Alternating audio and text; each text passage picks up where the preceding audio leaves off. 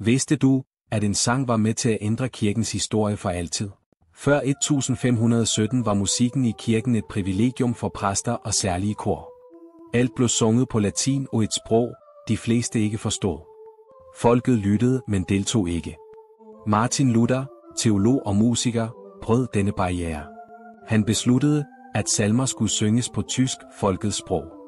Så kunne alle forstå og synge med musikken gik fra at være et optrin til at blive en fælles oplevelse. I 1529 komponerede han sin berømte salme, Hvor Gud han er så fast en borg. En enkel melodi, et dybt budskab om Guds beskyttelse.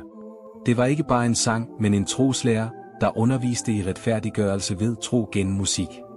Menighedssangen forenede rige og fattige, unge og gamle, i én stemme.